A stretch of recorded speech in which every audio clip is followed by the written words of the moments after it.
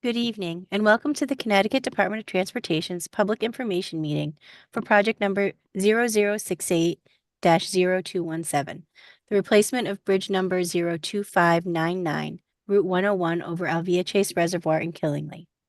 My name is Susan Morno, and I'm a project engineer with the Connecticut Department of Transportation. I would like to welcome everyone who's taken the time to tune in for tonight's presentation. We hope this will be informative and we are able to answer all your questions and concerns so that by the time we are done, you will have a better understanding of our project. Before I get into the presentation and introduce the project team, I would like to go over a few housekeeping items and explain tonight's format. Our presentation will last approximately 15 minutes and will include a description of the existing conditions, the purpose and need for the project, and our proposed design. Once the presentation is completed, we will host a live question and answer session.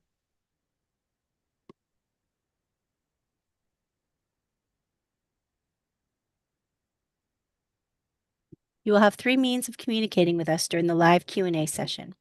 The first is by sending an email to the project email address, which is dotproject68-217@ct.gov. The second is by leaving a voicemail at 860-594-2020. Please note that we will be checking for emails and voicemails periodically during the presentation so that we can address your comments and answer your questions. Please also remember to leave contact information if you leave a voicemail so that when we reach out to you directly, if for some reason we can't get back to you during the live question and answer session. You can ask questions or provide comments through June 20, 2024 via either email or telephone. I will go over the third option, the Zoom chat function, next. This function is only available during tonight's live Q&A session. A recording of tonight's entire presentation, including the Q&A session, will be stored on the project webpage. The webpage can be found at portal.ct.gov/DOTKILLINGLY68-217. Closed captioning, including non-English translations, will be available at that time.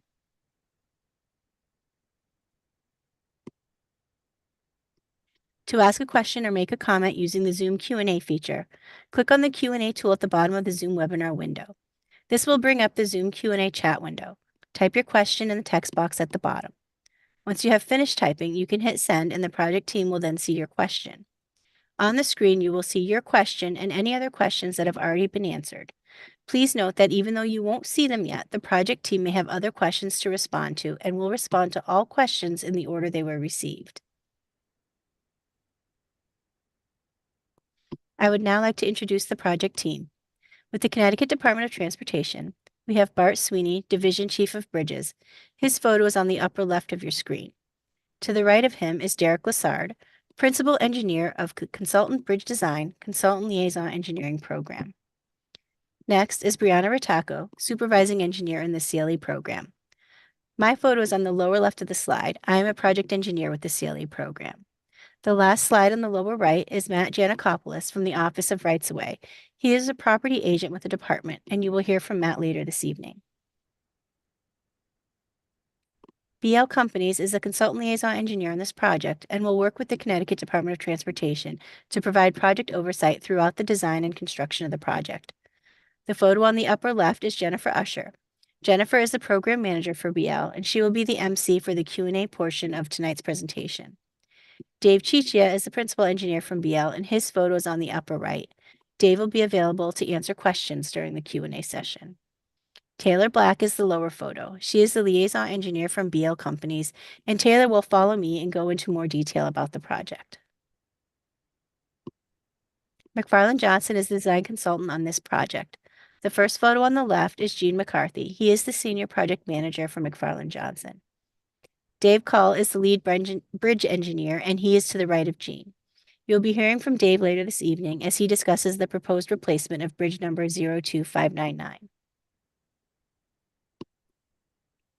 This slide is a Title VI notice to the public, which states that the Connecticut Department of Transportation operates its programs and services without regard to race, color, and national origin in accordance with the Title VI of the Civil Rights Act. Any person who believes she or he has been aggrieved by any unlawful discriminatory practice under Title VI may file a complaint with the CTDOT. A voluntary post-meeting survey is available at portal.ct.gov/CTDOT-SURVEY. The results of this survey will help us improve these public meetings going forward. We would appreciate it if you would take the time to complete the survey after tonight's presentation. The civil rights notice to the public is available at portal.ct.gov/OFFICE/TITLE-VI-PAGE.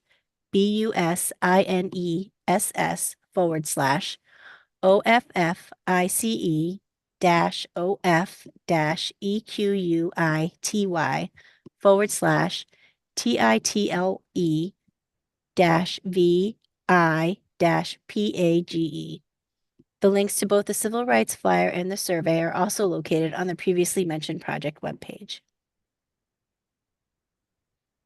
Thank you for bearing with me while I went over the ground rules. On your screen, you will see the project location. Bridge number 02599 is located on Route 101 in Killingly, very close to the Rhode Island border. At this time, I would like to hand the presentation over to Taylor Black of BL Companies. Thank you, Sue. This slide shows an aerial map of the project location, again showing the bridge located along Route 101 and just to the west of the state line.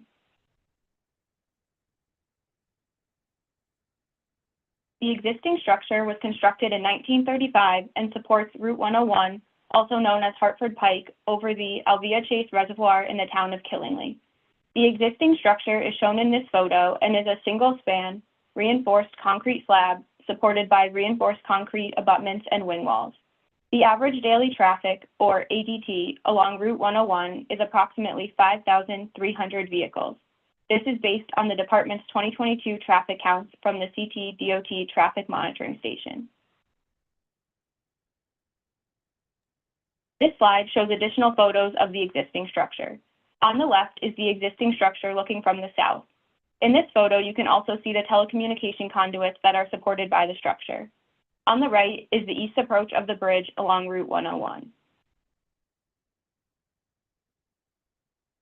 The purpose and need of this project is to address the structural deficiencies of the existing structure.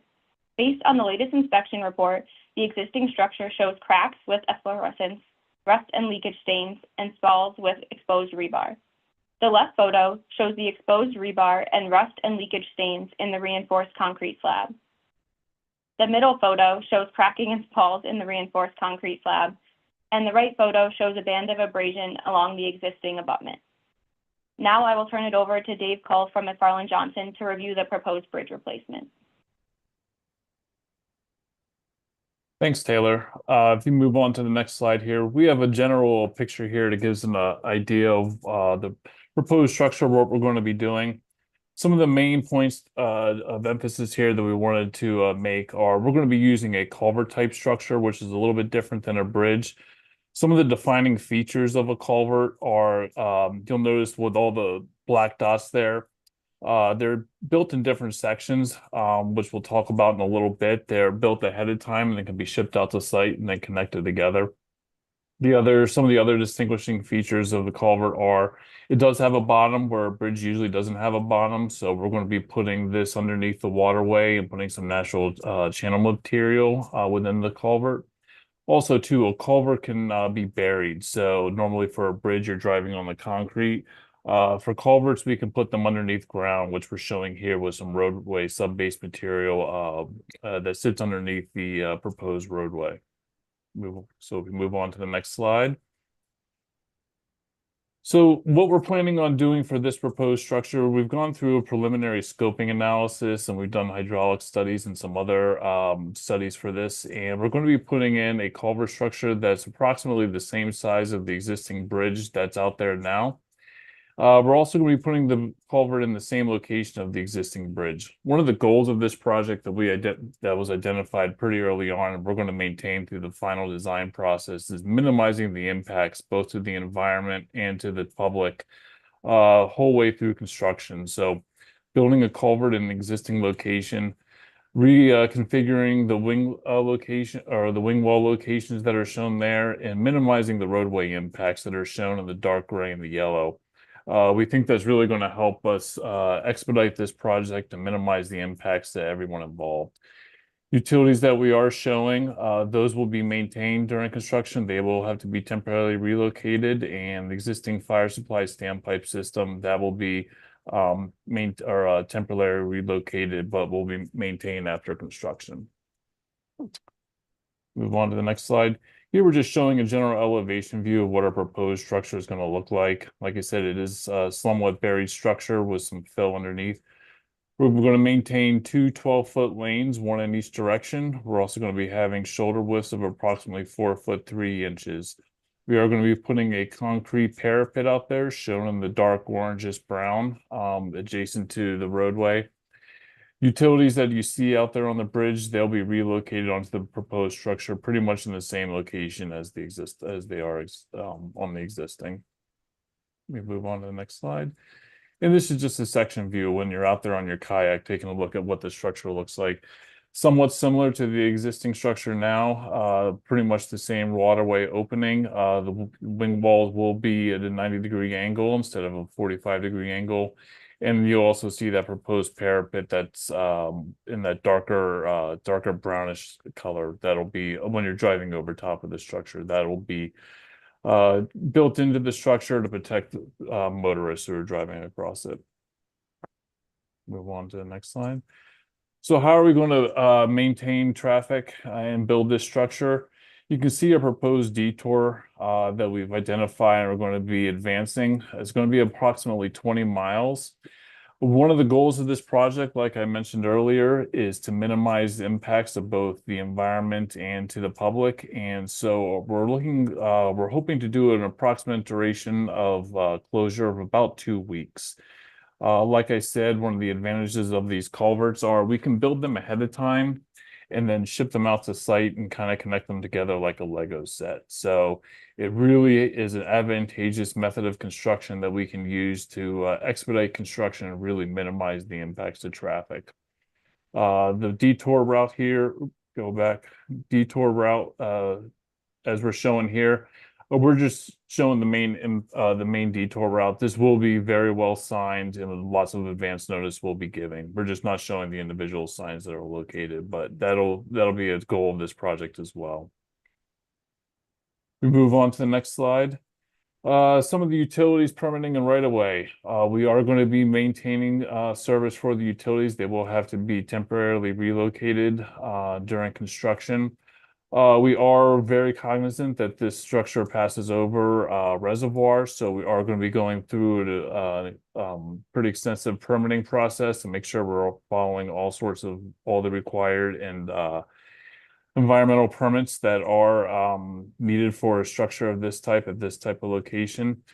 And we're also looking at 2 right-of-way impacts, 2 temporary construction easements that are going to be required during construction to give the contractor room to construct this.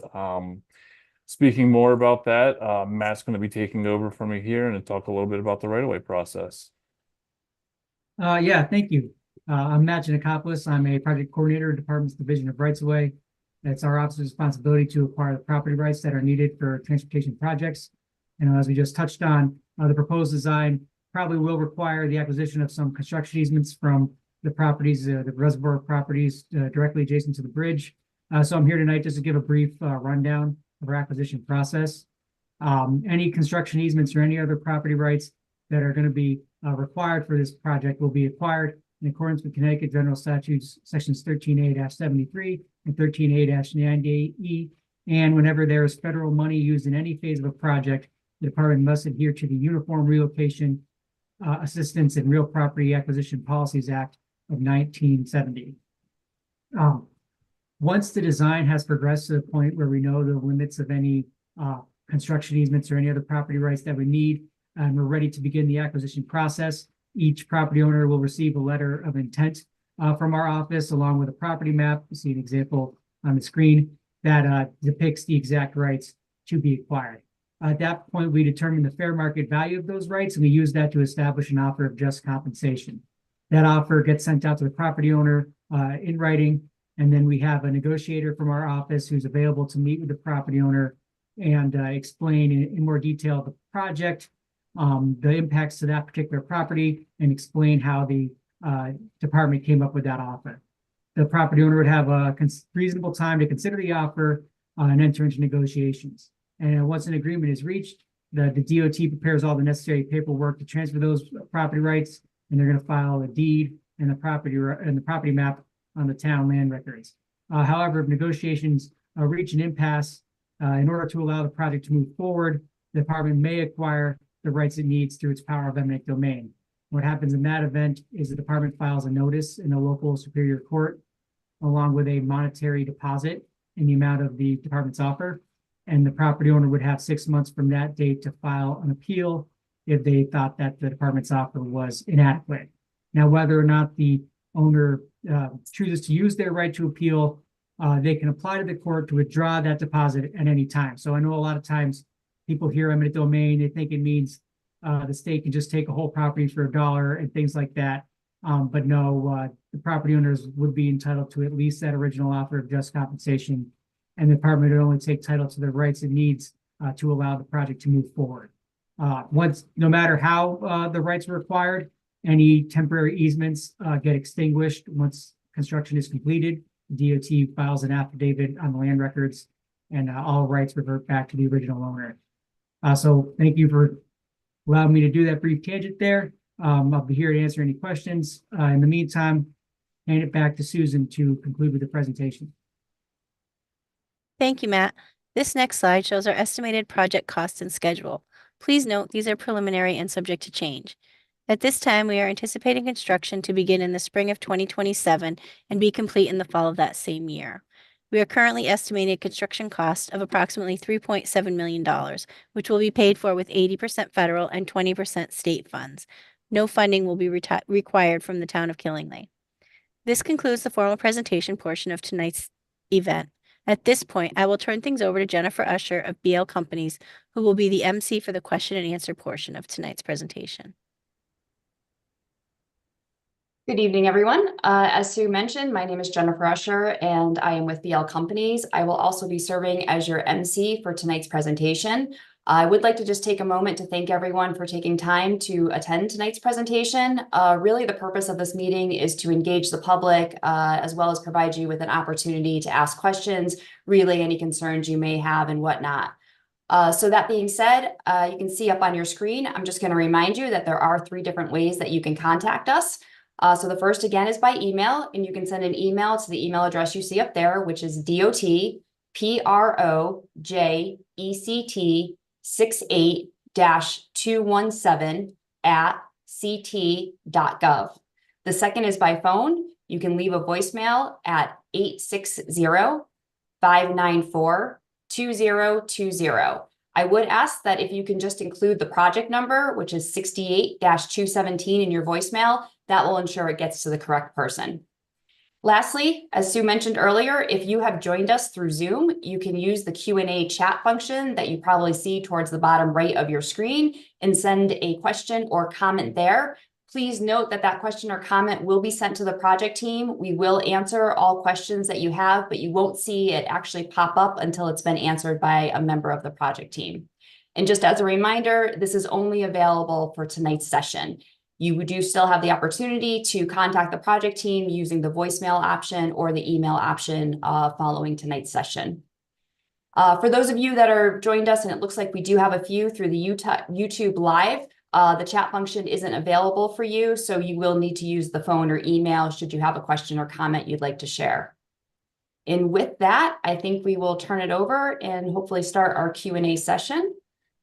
And I'm just going to pop that up. See what we have here.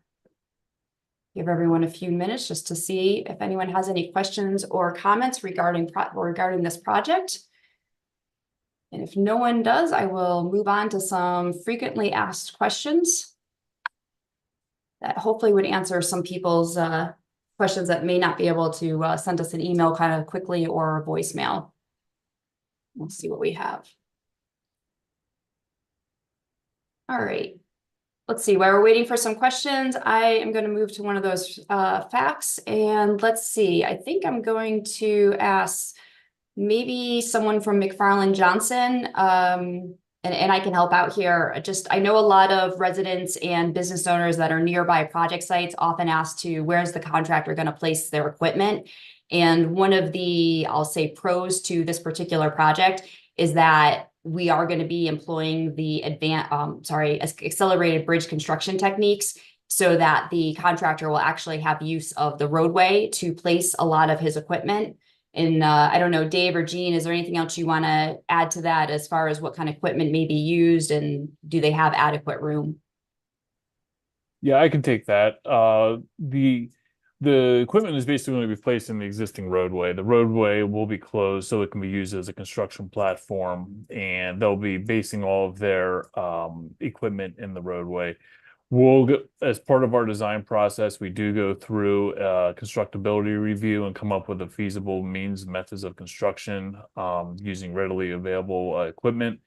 And that will be included in the permitting process. So the contractor will know what limits he's allowed to work in and not work in. But with this site, they'll be parking their vehicles on the approach roadway so they can get down there and do the work. Great. Thank you so much, Dave. I appreciate that. And it does look like we have a question that has come in. I'm going to do the best to pronounce your name. Please let me know if it is not correct. I will correct it. But I believe this question is coming from Joseph Kaza. And he is asking, when do we find out what properties the state is using? So I'm going to hand that off to Matt Giacopoulos with ConnDOT right away. Yeah, so if you're referring to the properties that we'd be acquiring construction easements from, right now, we only anticipate that being the two properties, the reservoir properties directly adjacent to the bridge. As we move forward in design, if we identify other properties, they would be notified once we get to that point. But for now, we can just go. I'm heavily assuming that the only properties impacted, the only ones we're expecting to impact, would be the two reservoir properties north and south of the bridge. Thank you, Matt. Let's see, do we have any other questions that have come in? Nope, not yet. Let's see what else we have. So let me see, I'm going to flip over to this slide. So I know a lot of folks are probably curious if we have folks from the town of Killingly, perhaps from the sister town or adjacent town in Rhode Island, which is Foster, and just wondering if we've coordinated with them. The answer is absolutely we have. That's one of the first tasks that we do when we're just kind of preliminary looking at the project and seeing what's needed. So we did have meetings, a couple different meetings with both towns as well as the state of Rhode Island, coordinating with them because we will be using Connecticut and Rhode Island state routes to have that detour in place for that short period. And just another note on the detour, that will be well advertised and informed to communities, because while we're presenting this project to you in June of 2024, as mentioned, it's not going to construction for a few years. So I'm sure everyone might forget about this project by then, but we will get notice out through newspapers and different media outlets to make sure that you are aware of it so that you can plan appropriately, hopefully just avoid it entirely or find an alternate route to get from point A to point B. Let's see. No, I don't think we have any other questions coming in. And again, if you're joining us through YouTube, you do really only have the option of using the email or the voicemail. And we do have folks that are checking both of those right now. So if you have left us either an email or a voicemail, it will get picked up and then we will put it into the chat and make sure that it gets answered.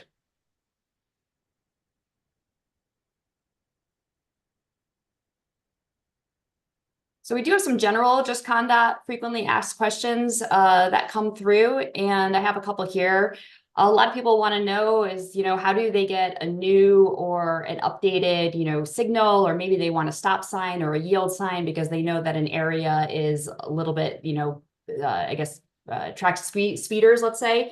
So it's a great question. And a lot of people think if it's a state route that the first thing they need to do is contact the Connecticut DOT. You might be surprised to learn that that's actually not the first step.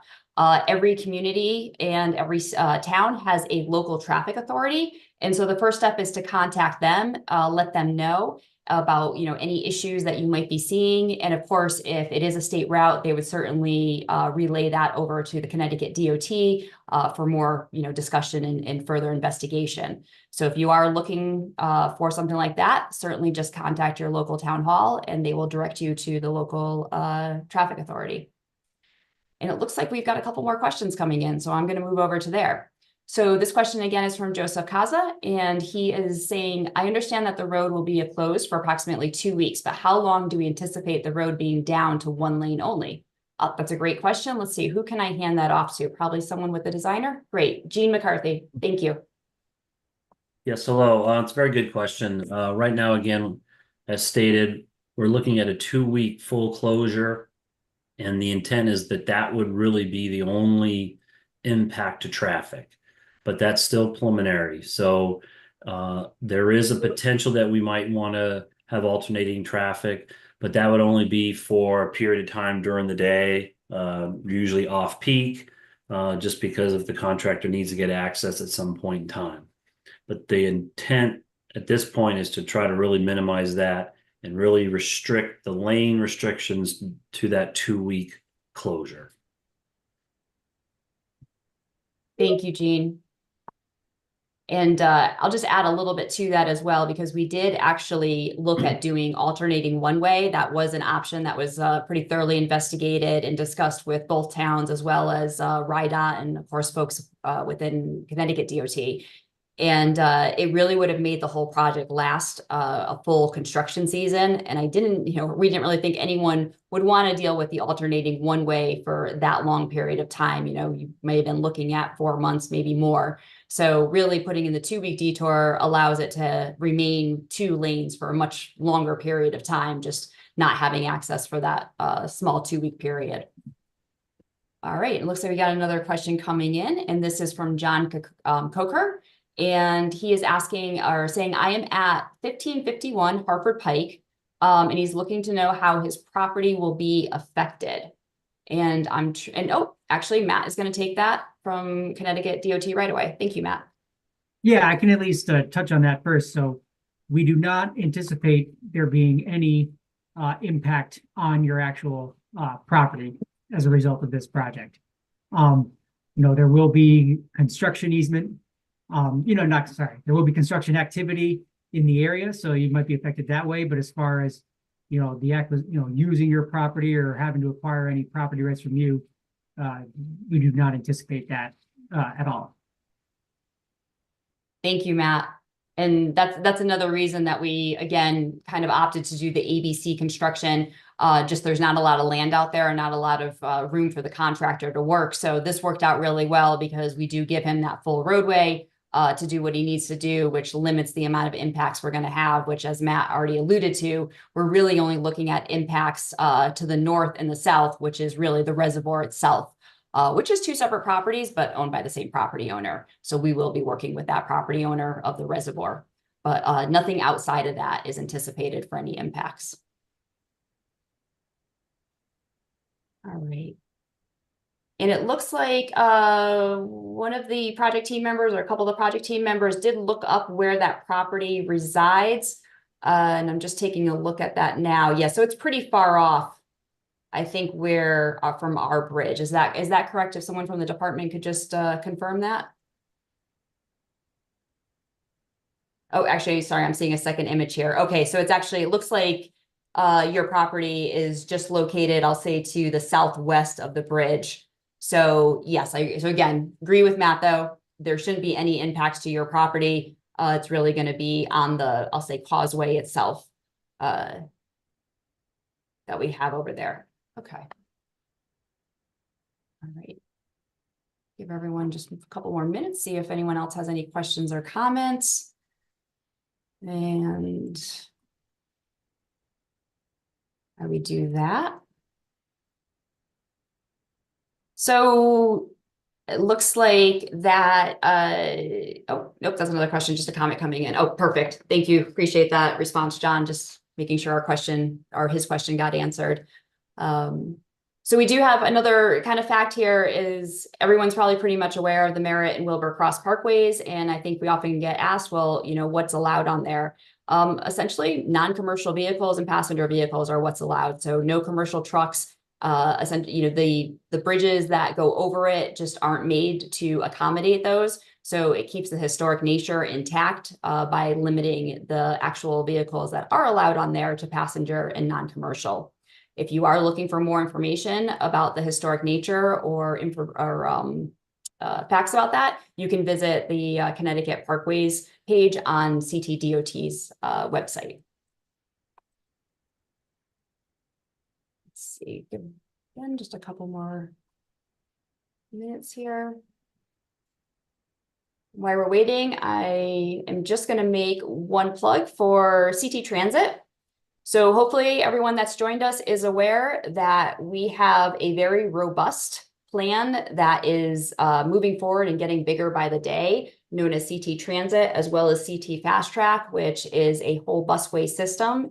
It does go throughout Connecticut. And like I said, it's growing every day, and we're looking to provide more and more opportunities for folks to use public transit.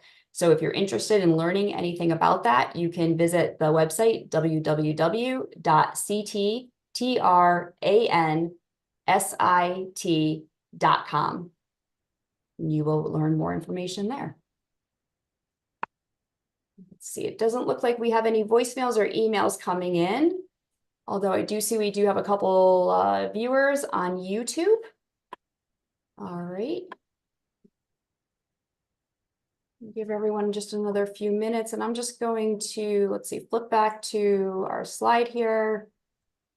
That just shows you again how you can contact us. Again, you can contact us through email. You see the email address up there, as well as calling us at 860-594-2020 and leaving a voicemail. Both of those options will be open until June 20th. So feel free to use them should you think of something, following this meeting or have a question or comment.